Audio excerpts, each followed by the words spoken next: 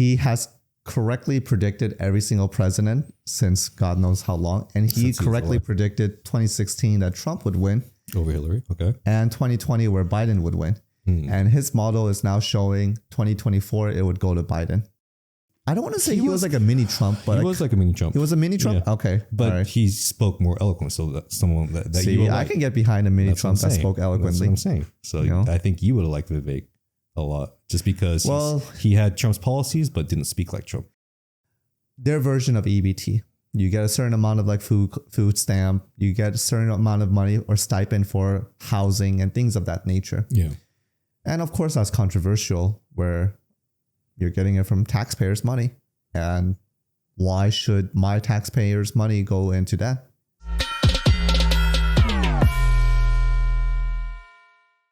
All right. Welcome back to part 2. This is a continuation from the part 1 series, or I should say the part 1 discussion of Trump and Biden's policies, their upcoming election, and just their differences between them. Just our thoughts on them? Exactly. And the first one, which I think is going to be a hot topic, is immigration policies. Okay. So we have the Trump campaign, which should not be a surprise, but he advocates a stronger border control. He doesn't want people to, quote unquote, flood the border. He doesn't want unprecedented migration because he believes that they will cause more harm, crimes rate will go up, things of that nature. I think he said in his first action as a president, he will direct the ICE or Immigration Customs Enforcement. Yeah. I think that sounds right. He will direct ICE to do mass deportation of all illegal and migrants who are not here without the proper paperwork. So essentially, it would amount to like, show me your paperwork. And if you don't have it, then you're out of this country. Nazi Germany, huh? This is going to give him another reason to keep calling him a Nazi. See, the Jews had to wear the armband. Right. At least, this one is... the Nazis or the Jews? The Jews had to wear the armband to show that they were Jews. I thought Nazis also had an armband or something, but... I mean, they had the little swastika. Okay. But he would also have the local law enforcement and the National Guards be deputized. So they would be able to carry out such acts on behalf of the government to encourage, local participation because, ICE and federal agents, they're limited. There's only so many of them in this country. Right. And weren't they being defunded or made to be smaller in size or less personnel? Or was that just a talking point that I was hearing? I think that was a talking point. I think if anything, under the Biden administration, they actually increased the funding for ICE, if my memory serves me correct. I think they wanted to defund certain police, local law enforcement, but not on the federal level. So when Biden increased funding for ICE, was it patrol agents or people that were doing like the administrative kind of stuff or like the holding cells or, Probably admin, holding cells, more funding for the locals, things of that nature. Because I remember, wasn't it Biden's camp that criticized the border patrols that were aiming guns at migrants or whatever? I forget what it was, but I know there was some border patrol or ICE agents that were in the news cycle for a little bit that were like pointing guns at, people crossing the border, and that got a lot of flack for whatever reason. I don't recall, but I don't think that would be the reason for them to defund the ICE. Mm-hmm. So I think that was just political show. Mm-hmm. So Biden is doing something for the southern border, or he is trying to strengthen it. Because right now the talking point is that Biden's not doing anything at the southern border, right? That he's letting... The talking point is Biden is not doing anything. And even if he is doing something, he's not doing anything far enough to address it. So one of the things that Trump had during his tenure was the Title 42 policy, which prevented any migrants, whether it's asylum or for other reason, to come into this country. Title 42 prevented such migrants from entering the country due to the coronavirus. Okay. So, because it's not I mean, what are you fleeing from if it's COVID, right? Like everybody has COVID in their country because refugees and migrants was for, fleeing. So countries. asylum seekers can be someone that are fleeing persecution from political claims. Right. So if you were, I don't know, in Venezuela and you were of a certain political members and you were afraid of your life, then you could come to the United States under the claim of asylum seek. Mm-hmm. And Title 42, they essentially suspended that, saying there's a pandemic going on. We're not allowing anybody else in this country. That was uplifted, but Trump wants to reenact that. So he wants to use that. He wants to bring that back. For things that are not related to health crisis and stuff like that. Correct. Trump wants to bring that back. Got it. So he wants to use something to stomp immigration. Yeah. That's not related to what the original Title 42 was used for. Correct. Okay. Now, he may not use the same exact one because it may cause legal problems, but he'll have something that mirrors it. Mm-hmm. And, he has different things in place. I think one of his policies that he wants to enact is called, quote, remain in Mexico. And that means you must stay in Mexico while we process your claim. Mm-hmm. And if we deny you, you can't come in. Currently, the system allows you to come in, seek whatever claim, and you have to show up at a particular court location on a date and time. So these are people that are not Mexican citizens that we're telling them to stay in Mexico, right? They're people this could be El Salvadorians, Venezuelans. Right, because if you're a Mexican citizen, we're telling you to stay in Mexico. Then yeah, like what's the harm in that? But if we're telling people that are non-Mexican citizens to, we're telling you to stay in Mexico. In Mexico. So Mexico also has a quote unquote open border that's allowing all these migrants. Essentially, okay. Central America has a lot of flow of migrants. I don't know if the Mexican governments are as concerned as us. Mm-hmm. I think in 2022, when there was that 100,000 migrants going to up north, Mexico did voice some concerns and they were trying to address the stem of immigrants, but they weren't really able to do anything. Right.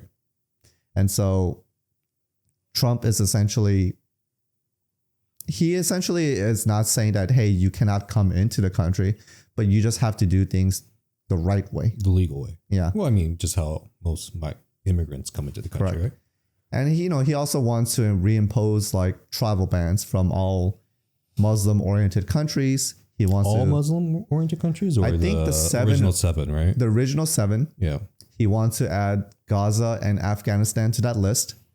Oh, they weren't part of the original 7 before? I don't think so. Okay. Well, Gaza I can understand today. Because that just happened. Because it just happened. And I mean, there are... I don't know what to call them in the States, but there's people that sympathize for the Gaza. Sympathizers? Yeah. Sympathizers? The terrorist sides who's saying that they're the freedom fighters or, coming in. Oh, God. Right. Well, he also wants to revoke anyone with student visas who are openly supporting the Hamas site. Oh, okay. So, okay, that's a little bit extreme though, right? Well, I guess if it's student visas, if you are, is it considered anti-Americanism? I guess if you're supporting Gaza. The only thing I know from student visas are you cannot work. You must be able to provide means of supporting yourself. And you must inform the government where you stay at all given times. Okay. Now, there may be more caveats to that. I don't know if you supporting or having a political affiliation is grounds for disqualifications. Maybe it's not, and maybe that's what Trump wants to add into it. Essentially, like, are you loyal to the United States or to its allies? He also wants to, this is the controversial one, is he wants to remove the birthplace right for the 14th Amendment. Right, which is what's being abused the most today, right? Correct. So his stance is, if we got rid of that, then this will deter migrants from coming into our country. Less incentive for them to come in, because that's why they're coming in, to have a child in America, to have that birthright citizenship, so they can also become citizens. Yeah, like you hear those anecdotal stories where a Mexican woman that's pregnant crosses the border and she gives birth, and now that child is a U.S. citizen. Right. And so a lot of people feel like on one hand, like, yeah, we get it. You were born here, so I guess you are a U.S. citizen. Yeah. But the other hand is like, well, your parents aren't U.S. citizens, so you could technically go back to your parents' country and you'll still have someone supporting you. I guess it should all be, case by case. Because, I mean, there are, people that were born in the country that weren't done for those, trying to skirt the loophole, right? That were actually born in the States for legitimate reasons, and their parents happen to not be U.S. citizens for whatever reason. So, I mean, I'm sure there's cases like that are legit. So, I mean, if they're doing it to skirt the system, then for sure, that shouldn't be awarded to them. So, my feeling on that should be more that if he is going to enact that, then it should be like case. Because, I mean, I was born in Japan, so I had, citizenship of, Japan until I turned 20, whatever. But if I was not allowed in that country, because of whatever reason, but I didn't do it, to, gain advantage over it. It just wasn't the case. So if that happened to me, then I'd be very upset. So I understand, how it can happen to some people, but people that are taking advantage of the system, for sure, then it should be applied to that. I would find that very hard to prove. It is, yeah. It's so hard. Right. But I mean, we might be able to, the obvious ones will be easy to be proved, right? The people that are coming from the southern border, that are not, that are, that mother was pregnant, 6 months pregnant, and she decided to come in. She made the trek while pregnant, coming from a country that isn't, persecuting you or, I can't help but feel that this is more of just a talking point, but practically speaking, these cases are not as widespread as one would think. No, yeah. I don't think most like that's not where I would put my money on efficiency. Right. I don't think a lot of the legal immigration is happening because of the. I think it's just people crossing the border. Right. Yeah, for sure. That's what it is. Sure. Well, because I hear nowadays, if you cross the border, that you're getting some kind of income as well. Well, so you have California and New York. Well, let me take it back. New York specifically. I don't know about California, but you have New York who offers them their version of EBT. You get a certain amount of like food stamp. You get a certain amount of money or stipend for housing and things of that nature. Yeah. And of course, that's controversial where you're getting it from taxpayers' money. And why should my taxpayers' money go into that? So, I agree.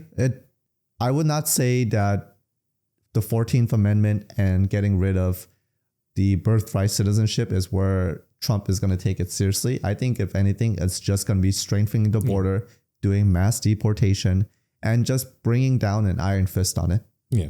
No, I agree. I think these are mostly talking points, like you said, to just get the point across that he wants to be tough on the border. It's interesting because in one of the things, he also wants to end the DACA program. So for those who don't know, DACA is the Dream Act, something about children, where essentially you come here with your you come here with your parents and they're on a visa. They bring you when you're a kid, 3, 4, 5, and let's say their visa expired and they don't go back to their country, and that children or child, they grow up in America and they are essentially illegal, but they lived in this country and that's all they know. If they went back, people are saying it would be unfair and put undue burdens because they're essentially American, but it's just the paperwork. So these are children that weren't born in the States, right? That they're born in the country. Correct. They were came over during a visa and overstayed, but because it wasn't their control, but their life is, exactly in the States, and it's kind of unfair to send them back to something that they don't know about. That's the talking point. Okay. Yeah. And so, on one hand, I'm like, what happened to that last time? To the so Trump wanted to end DACA, but then DACA was still able to continue. Okay. There was some legal issues that prevented Trump from ending it, but they've been able to extend the program every 2 to 3 years. So it's essentially, it's not permanent, but it's been indefinitely extended every single time. Got it. And that's been done 2 or 3 times by now, right? It's been done for a very long time. I forgot when it was enacted. That they were DACA's been around for a very long time. I would even say it's been here since, I don't know, early 2000 or maybe before that. Yeah. And so, Trump's policies in whole is strengthen the border. Let's stop immigration. And if they want to come in, get out of our country, do it outside. We'll process you. And then you could come in with the golden ticket. Yeah. And I agree. I mean, because this wasn't always a Republican talking point, right? Strong border. No, it's not. It's always been Obama, it's always been a both Republican and Democrat policy is to always have a strong border. I just don't know when this became I'm telling you, it's Republican. his comments. Huh? It's his comments. It's his comments. Well, I mean, it's his comments of Mexico sending their worst, the drug dealers and rapists. He's not entirely wrong, but it's comments like that doesn't win him golden points. So you think if he didn't say those comments, people would have been on board with his border security measures? It goes back to it where in our first part, we talked about how he was an outsider and he didn't talk like a politician and he just talked from the gut how he would talk like any other person. A New Yorker. Exactly. And that won the hearts, but that didn't win the system. Right. So Obama, for those who don't know, he was nicknamed deporter-in-chief because he deported a shit ton of people. Right. But the only difference between him and Trump is Obama did it with class. That's the only difference. Is class, right? Well, it's a show. It's a smoke show. So doing the same thing, but with class is all it takes for people to be fooled. Well, people are easily fooled. And so that's where Trump stands. I think his policies are essentially 2017 policies and extended with a lot more. Yeah. That's really the ethos of it. I mean, do you agree with a strong border? Yeah. I was never against a strong border. I'm not saying that people, they equate the idea of a strong border with anti-immigrants. That's not true. Right. Allow immigrants to come the right way. Right. If you have a visa, a student visa, a work visa, it should be for that purpose. We should not allow exceptions to the rule. Yeah. We should not allow marriage fraud to happen. It should be done properly. Right. Because there's no other country, right, that has an open border policy. Like what they're trying to... America is number one. America to have. Because what country can you think of that people want to migrate to on mass scale? Very true. I mean, I think U.S. is the only one. Because we're great like that. And we are the greatest. And so when we switch gears to the Biden policy, so Biden didn't officially come out in interviews and stated these things. Okay. He did, however, in his recent immigration bill that he wanted to pass, which got rejected, his talking points, and he supported that bill, but his talking points was he realizes that there is an immigration or migrant crisis at the border. Mm-hmm. So what he wants to propose is migrants are detained or they are released with monitoring devices and they must have an initial screening within 90 days. Okay. If they don't pass, they're kicked out of the country right away. So this becomes a lot more strict. Whereas currently, if you are a migrant, you come into this country and they process, you say, hey, you need to come to this court at this scheduled hearing and date, and then we will process you then. If it was like 90 days like this one, then that might work, but it's not even 90 days, right? Like your court date. I think the court dates are long. 2 years into the future. It could be because the courts are just I'm saying if it was like 90 days, like Biden's proposing here, the catch and release, then I can still get behind that because at least you're telling them to come to court date within like 3 months. Right. But the fact that they're saying you don't have to show up to court until 2-3 years later. Yeah, which is the current system. Yeah, you don't know where they're going to be in 2-3 years. They're going to lose track of that person. Which is why you hear anecdotal crimes where, what's her name? Landon Riley or something? She was assaulted and killed by a Venezuelan the one that Biden had immigrant or migrant speak about on his I think it was a State of the Union address. He had to speak about it. But it's cases like that where people will say, well, those cases are far and few. But the point being is it could have been prevented. Yeah. That's the concern because it's easy for you to say, oh, it's only once in a while. But if you are the parent of that child, it's not. So I understand where people want a stronger border. Right. Without law and order, there's no country, right? So no, there's no. Or without borders, there's no country. Might as well say. Exactly. And the other thing that Biden wants to impose is he wants to allow a similar authority model based off of Title 42. Not the same idea, but something similar, where the executive have the ability to toggle on and off. And so essentially, this model will say, if you enact this power, it's in place for 3 years. During those 3 years, if the border daily crossings is 4,000 or more for 7 days consecutively, the government has the right to shut down the border to prevent any more migrants crossing, regardless of their asylum claims or other humanitarian status, things of that nature. And if it reaches 5,000, it automatically becomes closed. Right. Well, are all migrants, quote unquote, asylum seekers? Because what's the difference between migrants and people coming through the immigration? I guess doing it. I really don't know what the difference between. Because migrants just generally means people moving. Crossing the border. Yeah, migrants just mean people moving. Right. I think migrants and immigrants are the same thing. Okay. I think migrants are just now being used because immigrants have a negative context. Sure. So well, that's because they kept mixing legal immigration with immigration. Yeah. Right. So they're using migrants, but within migrants, there's different types of migrants. They have illegals. You have asylum seekers. You have people on visas. You have people on caravans coming in groups of people. Illegals, we call them. Well, they're doing caravans, so they can we'll all run in different directions. At least 1% of us will get through, kind of thing, right? It's bad, but so whether or not how they would even impose that, I have no clue. Like, how would you even shut down the border? Right, because shouldn't they do that today if we're having 4,000, 3,000 undocumented people crossing over, kind of thing? I don't know if they even can. Even if they wanted to, I don't think they have the ability to. Without using lethal force, right? I think even with lethal force, how can they enforce that? Well, would they just have once you see the first 100 fall down in front of you, I think that will deter the rest of them from running in towards the border, right?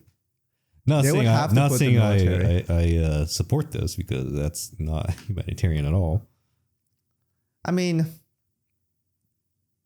I guess if they used stun guns or smoke grenades or something like that to stop 100,000. No. It's all or nothing, in my opinion. So you either mow them down or nothing. Well, I mean, so let me ask you. So when Biden enacts this is a Title 42 alternate thing, how is he going to stop the? No, I don't know. That's my point. I don't know how he would. Exactly. So if it's not lethal force, what is it? It sounds like you're suggesting we just shoot them all down. I mean, that's what Biden sounds like when he's saying. Well, he also wants to provide more funds for the ICE. Okay. He wants to provide more money for ICE. He wants to have more housing beds for them, detention centers. He essentially wants to more incentive, admin support, more incentive for them to come over. It's what he just wants proper infrastructure. Okay, sure. That's how he's wording it. Now, how it actually plays out, we'll see. But his policies have always been more moderate. Yeah. So he's not saying that we should have unlimited border. Yeah, he's not saying open border, but but we should be more humane about it. And so, which I don't disagree with. But then, how are you going to be more humane by enforcing the border if not without a wall? I guess is what I'm trying to say, or without a barrier of some sort. So under Biden administration, the number of migrants passing is almost at record high, historically speaking. And so under Obama, it wasn't really it was there, but it wasn't too much of a talking point. Yeah. Under Trump, it wasn't. I think really, instead of having a wall, the more efficient way is action and consequence. If we catch you, not only do we kick you out, but you're permanently banned. Not permanently banned, but you're banned for a long time. And so if you get any ideas of coming in, or sent to even a worse country, sent to Antarctica or something. Antarctica? Is that I think that would cost too much. Just kick them back out. It would, but I think that's more inhumane than shooting them. But you just need to show an example is all I'm saying, right? Like a show of force. Yeah. Yeah. Like if you show this will happen, then people will stop doing it. And if you don't want to, shoot people down, then do the next cruel thing, send them to Antarctica. And you think that I'm the cruel one? Well, I'm just trying to be realistic here. I mean, like if we're trying to completely shut down the border, if it passes over 4,000, how we're going to do it? Yeah, I have no clue. I don't know how the bill actually specifically stated it. Yeah. I would imagine that it would actually place the National Guard. It would place more agents along the border. And it would probably deputize the local law enforcement to arrest people on behalf of the government. Yeah. So do we know what our current crossing is per day is? Is it even close to that number? I would say it's around like 10,000. That's the per latest. Day? I think that's the latest number I heard. Well, it's saying if it goes over 4,000 a day, then this will be enacted. Well, that was the bill. So that was a bill suggestion. You're saying today it will probably be shut enacted. Down. Yeah. Okay. But I could be totally wrong on that 10,000. 10,000 a day? That's a lot. Like I said, someone should fact check me in the comments here. But well, okay. Besides the number, do you know who's crossing over, which is problematic? The brown people? No. Well, maybe, but Chinese nationals are coming over from the southern border. And Indians. And Indians, but mainly Chinese nationals that are military aged. Yeah. Like in shape. So China's also buying up a lot of farmland next to military bases. Yeah, I know. Yeah. Like this they're our enemy. Very concerning. And the fact that there's a lot of Chinese coming from the southern border, that's also very concerning. It's I think we're pointing our fear at the wrong people coming over. Oh, instead of the browns, it should be at the yellows. I mean, I'm Asian, so I can say that. No, so it's Asian, not racist. I'm Asian too, but I'm like, okay, go with the flow. But yes, I think we're underestimating the Chinese threat, the threat that's coming through. Yeah. Yeah. Especially with the buying the farmland. That's what surprised me the most, or what they're moving towards, I guess. It makes you wonder how it passes all the. Well, I guess there would not be any local inspection. It would just be a private matter between buyers and sellers, and you just record the deed being transferred. Right. But no, you're right, because they would buy the farmland near a military base. They can use it to spy or conduct sabotage or espionage because they have legal right to be near such property. So it wouldn't be out of the norm. Right. It would be normal for them. So and imagine they start tainting our farms too. I mean, there's already pesticide in like most of our goods. Right. But imagine Chinese controlled farmland. I would like to think that our FBI with their invasive spy policies would catch them. Yeah. And I'm not saying this because I hate China. I'm just saying this because this is what China says. China openly says that they want to destroy America. So, well, that's why you don't buy Chinese goods, but it's everywhere. Yeah. So there's nothing wrong with a strong border, just to conclude. Yeah. We need strong borders. It's just how to go about it, right? Or how to enact those policies. Exactly.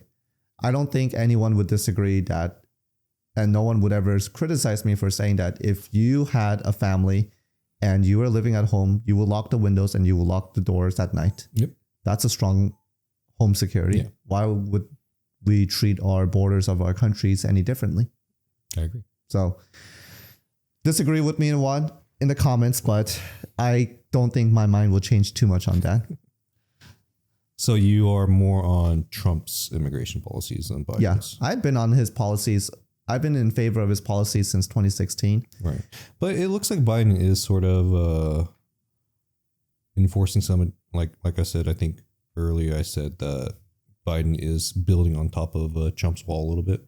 He's not completely shutting down Trump's policies. He does recognize that, border security is a important issue to the American citizens. Mm-hmm. So he is addressing it. It's just not the way that I would address it per se, but I'm just glad both candidates are at least addressing it. So yeah, but hopefully it will be taken care of. Well, segueing into that, because I think immigration policies touch on a lot of foreign policies as well. Okay. The Trump campaign in regards to foreign policies, the first thing he wants to do is end the war between Ukraine and Russia. Yeah. Don't we all? And he is saying he will stop funding Ukraine. Okay. So no more money to Ukraine. How is that going to end It will essentially force Ukraine to surrender because Ukraine is only able to continue fighting by getting weapons, ammos, and proxy money from us. US, yeah. It's essentially a proxy war. So that is what Trump is saying, that he's going to stop funding Ukraine so they will be forced to surrender. Yep. Okay. So that's Trump policies. Trump doesn't want any more war. Well, I agree. I don't want any more war, but I don't know about that method of doing it is not going to come out the way that he thinks it's going to come out. It's not. I mean, I don't see Ukraine surrendering, and I just see Russia upping the aggression completely. It probably will be. Yeah. There was an interesting saying too about that where someone said that for decades, US have been trying to undermine Russia's military strength and influence. Yeah.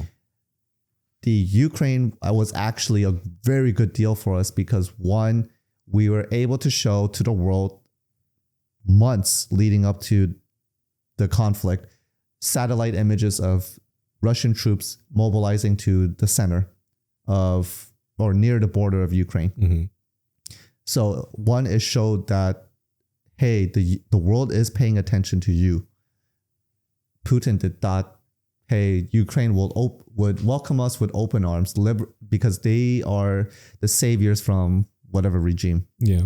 But secondly, so far, I believe we gave them $170 billion, Ukraine. You gave a lot. We gave a lot. And they said that while the costs may seem high, we have essentially dismantled and reduced the Russians' military effectiveness severely. So we have crippled them where we are now the dominant force. That is what some of the talking points are. That's what they're saying today. That's what they're saying today. Because I remember that's what they were saying at the beginning of this war too. Yeah. But I was reading conflicting reports on it too. Yeah. So I just don't know how truthful that is today. We probably Whether don't know. Ukraine is winning or not, or Russia is. Yeah. But it's also, this sounds morbid, which it is, but we are fighting the Russians through a third party, through a proxy. We are not using American citizens. We are using Ukraine citizens. And of course, this is what Trump is coming out and saying, we should not be putting any more lives to death. We should have them come to a peaceful resolution. Now, he never did comment on whether he will have Russia give back the land. I think he does not want to comment on that because if he becomes president, he does not want to weaken his position of negotiating. Yeah. So we'll see. But if he does want them to play ball, it's very unlikely Russia will ever give back the land they took. Because which was Crimea? What's the land? Crimea was during Obama's administration, and there were several other Donbass. Maybe they took back Donbass. Yeah, Donbass, right? I think they took it back. I'm not too sure, but they took us maybe 20% of eastern Ukraine. So there was a significant amount of land that they lost. He will also, the other things that Trump wants to do is he's going to stand with Israel on its war with Hamas. Yeah. And he even stated that any resident aliens who support Hamas, he's going to deport them. Can you do that? I mean, legally speaking, right. I don't know. Can you deport but that's what he wants to do. Any resident just because First Amendment, right? Freedom of speech. Like I would assume this will fall under the First Amendment. I'm not a constitutional scholar.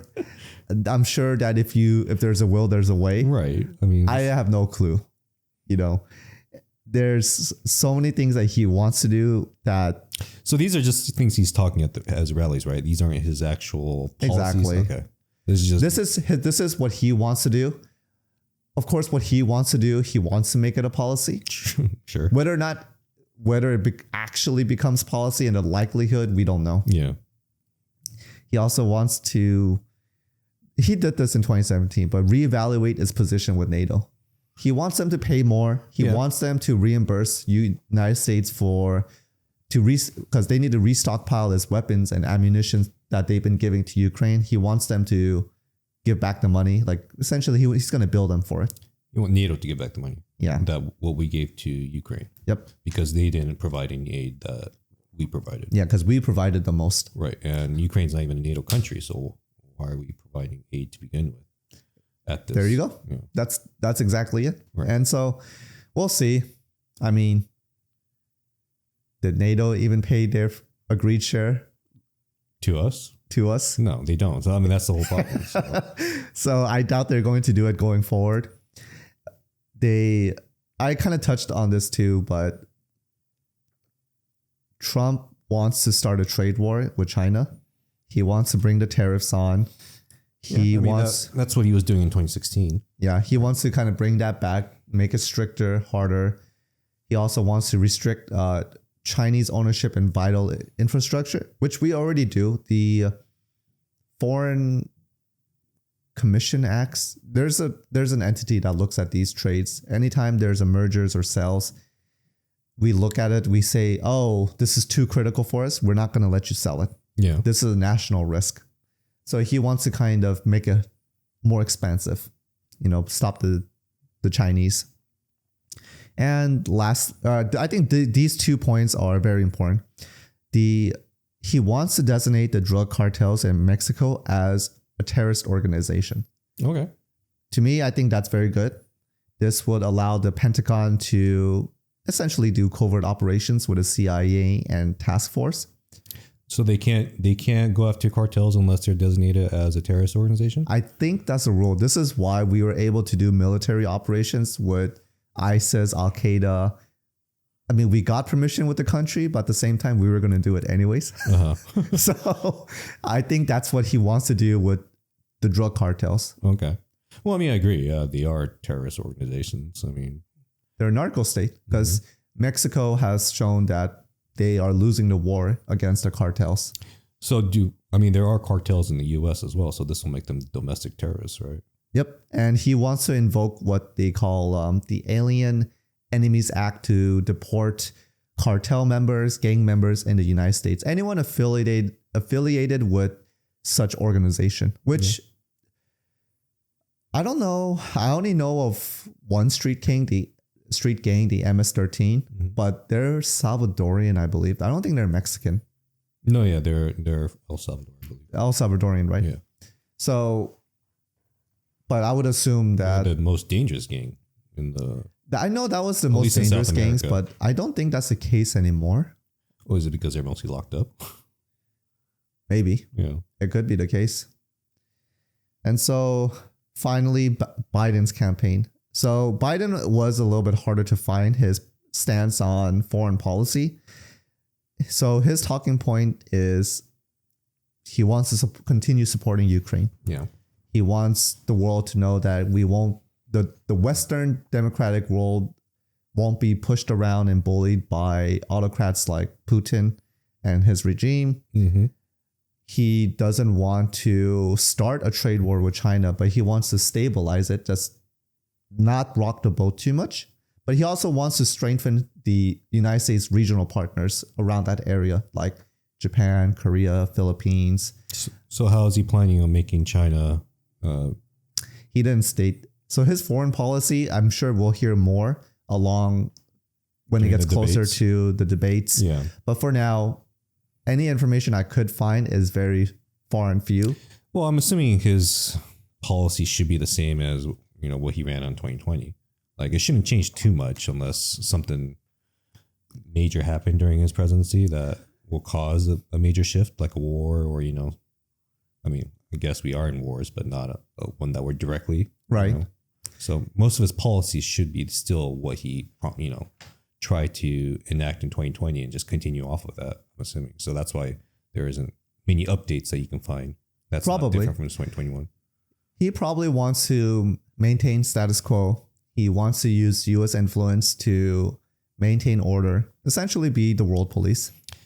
That's I don't want to be the world police anymore.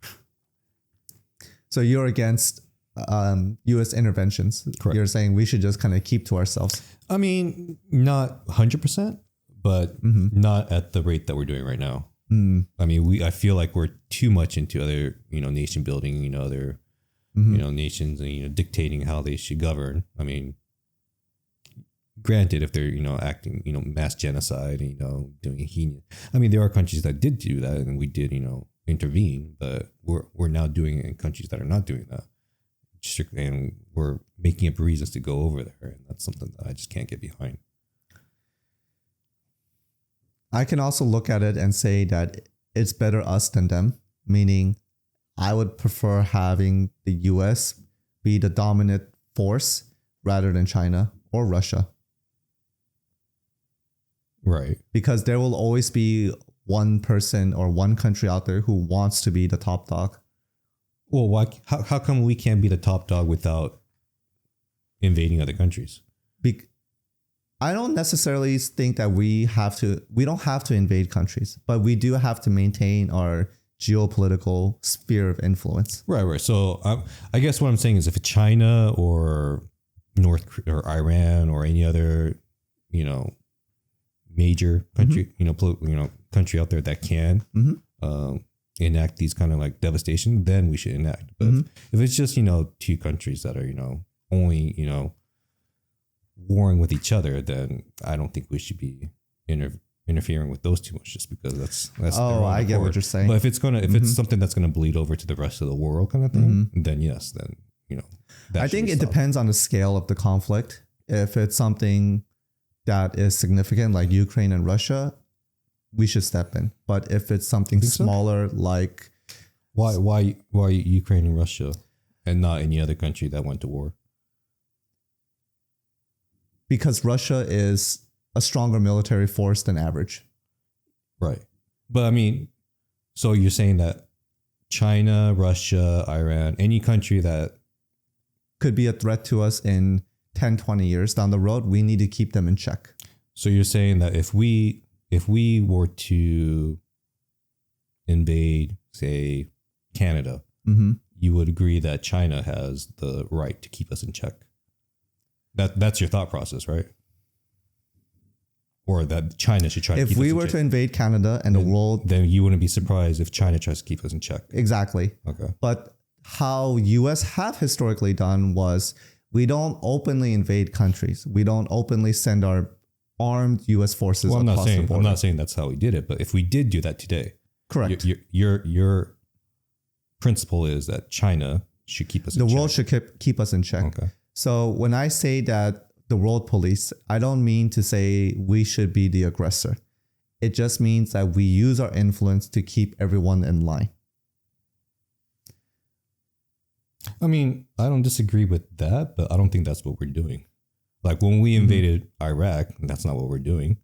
True. So we did go under false pretense. Yeah, so those kind of stuff is what I'm against. Keeping the world peaceful, yes. I don't think nobody disagrees with that. But what we did in Iraq, that's what I disagree with. No, of course. Yeah. We don't have, we have a dirty record. It's not completely spotless. I'm saying from the point of view that when we do certain things, such as providing aid to Taiwan or providing aid to Israel, we are funding our key allies in certain regions of the world. Sure. We want Taiwan we are essentially doing what we would call a porcupine defense, where we are arming Taiwan to such a point where it makes it very expensive for China to invade them. We are not publicly saying that if Taiwan was to be invaded, we will retaliate with nukes or armed forces, but we're letting China know, don't invade Taiwan. We're doing the same with Israel, where if you attack Israel, we will help. We are doing the same with NATO. Essentially, we are building key allies where we keep these foreign enemies of ours in check by helping Japan, South Korea with North Korea, and so forth. That's my stance. Yeah. So with NATO, I agree with you there because we have that contract. But if we start doing it for all countries, is that sustainable? If we keep funding all countries that get invaded by any other country? No, I'm not saying that the invasion of a country warrants a funding from us. I'm saying as long as it interests our long-term benefit. Right. So if any superpower invades a country, we should fund them, even though they're not part of NATO. Correct. So if, let's say, is that sustainable? Ethiopia invades some foreign, like, I don't know, Somalia or something, some country we don't care about. Yeah. US will rebuke them, but we're not going to do much. Sure. But if oh, I don't know, North Korea makes an aggression move to South Korea, we're going to do something. Is South Korea part of NATO? No. No. But South Korea is a key trade and security ally to us. Why isn't South Korea part of NATO? NATO was primarily drafted during World War II, or I should say post-World War II, to combat the communist influence. Sure. So it's the North Atlantic Treaty Organization, all on the Western Europe, Germany, France, Italy. I don't think... No, UK isn't it. UK, I don't know about the Scandinavian countries. I think Norway isn't it. Sweden, I'm not too sure. Finland is not in it. But essentially it came out of the Cold War. Yeah. Well, okay. I guess my point is Ukraine is trying to get into NATO today, right? Yep. Why isn't South Korea trying to get into NATO when they're constantly being barraged by North Korea and other... I don't know the historical reasons why. I think it's specifically only for European countries. Ukraine was not supposed to enter NATO. Yeah, they're not European. Okay, go ahead. Sorry. No. So South Korean would not be entered into NATO because it's not an European country. I think that's the reason. But I think NATO was originally for European countries only. I guess Russia is... Ukraine is Eastern Europe. Yeah. Russia is so large, it spans over the Asian continent and the European continent. Yeah. But Ukraine originally was never supposed to enter NATO as part of the agreement with the Soviet Union. So Ukraine would give up its nuclear weapons. It would not enter NATO, and Russia would recognize it as its own sovereign entity and not invade or take over their lands. That was the original agreement, like back in 1970s. Right. As long as NATO didn't encroach on their borders, and that's what NATO started doing, right? Exactly. Right. And so while I am not saying that US should support any countries that are being attacked, we should not have our noses in everyone's business. I am, however, saying that it is in our long-term interest to be involved in the world politics rather than be stepping away from it. I agree with you, but it's just you and I differ in the method and what degree they do. Right. So us being a world police and stuff like Iraq, I disagree with. Yep. I think you disagree with that too. Because it was under false pretense. And a lot of it, like 80% of our involvement in other countries are under false pretense, or at least from what I think or what I research. We have a dirty record. So 20% we're doing it for legitimate reasons. Sure. Because of that, I have this sentiment of anti-intervention because we have a bad track record. We have a very bad track record. Because the CIA has been involved with throwing over governments, imposing puppet governments, things of that nature. Right. I get it. So I understand where we're coming from. Because we've done mostly bad. That is my sentiment. I'm not disagreeing with the fact that the world should be peaceful. Yeah. I completely agree. It should be. But I think we're part of the problem. Yeah. There's no easy solution to that. A lot of people feel that we would be better off by not having our nose up in everyone's business. I wish we can run an alternate history to see which one yields a better outcome, but of all the things to change, that is never going to change. Yeah. I mean, we play the hand that we're dealt, so we are. Yeah. So. And now that we kind of talked about, immigration, foreign, economic, what else? What do we talked about a wide range of these different candidate policies. Right. Do you have any preference to voting for a particular candidate or maybe a candidate outside of Donald Trump and Joe Biden? Yeah.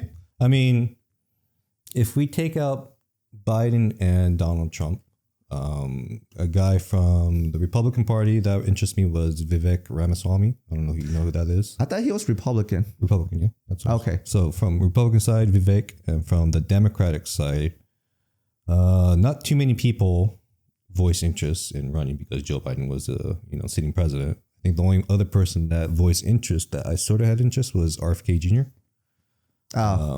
Robert Kennedy Jr. Yeah.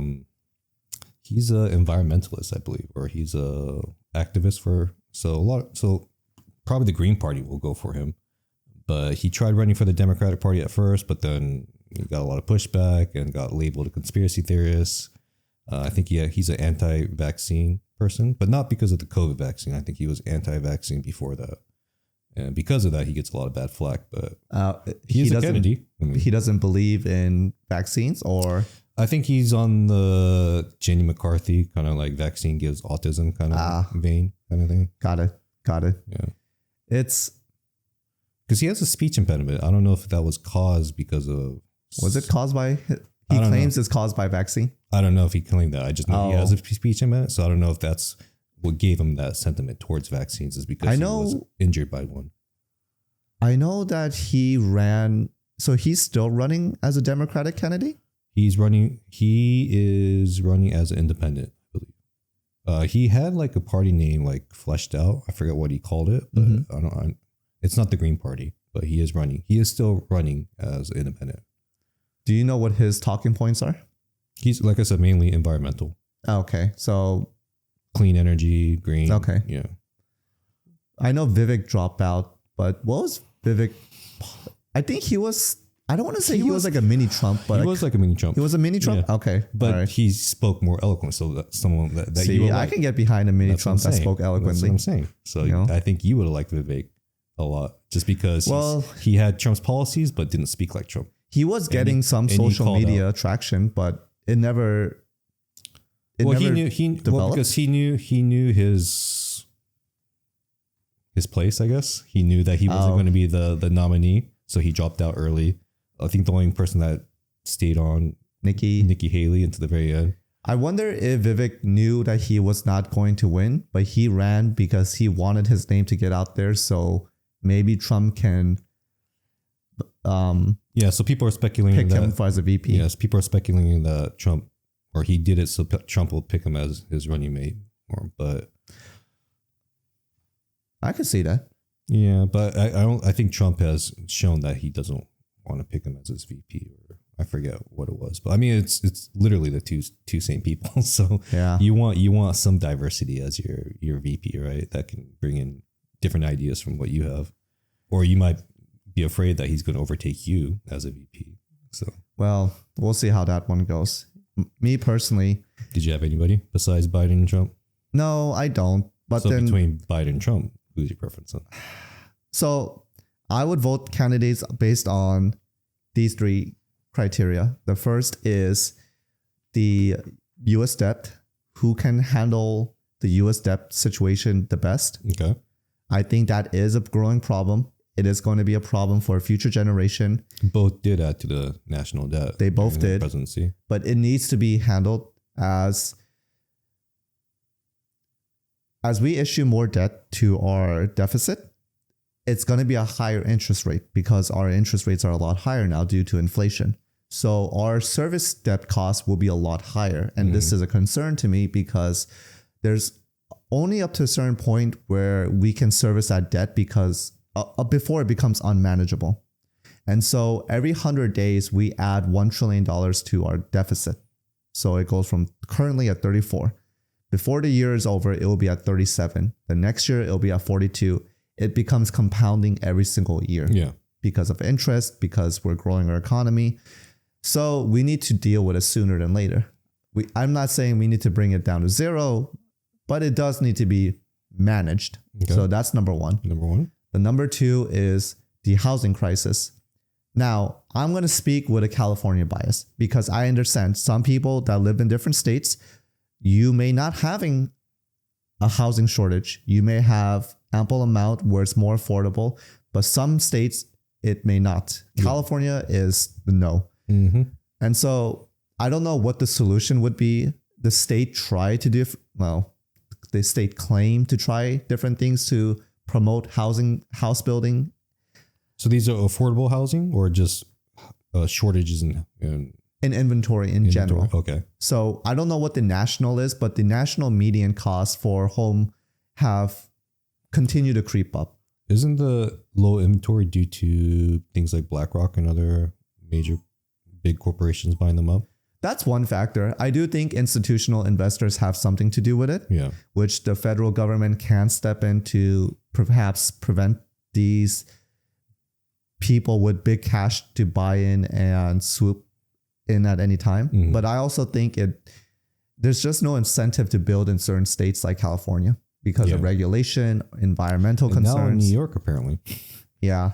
After that fiasco that happened with Trump, there's the guy that's on Shark Tank. I forget his name. He's been going around on CNN and all the left-wing media saying that New York is done for. Nobody's going to build in New York because this is how all builders assess. They give an assessment, the bank does their due diligence, and then they either agree or don't. But you always try to, inflate your value so you get the better the loan, and the bank is supposed to either agree or not. And if nobody was frauded, then nobody was frauded. So because of all this, there's so many factors that comes into the housing crisis. At least I should say specifically for California. So maybe I'm clearly biased in my president pick because they might not even care about the California's shortage, which rightfully, why should they? They should care about the nation. Or is it a nationwide shortage? I don't know about all the other states. I know some states have seen an uptick in price because of California migrating to different states such as Tennessee or Texas. Yeah. But California on whole has consistently been expensive. And the last one is really just and this is once again another California bias where this is the homeless population. Well, homeless is growing even outside of California too, right? I mean, it's mainly, noticeable in LA and San Francisco, but I'm sure any major city outside of California has a homeless, crisis now too.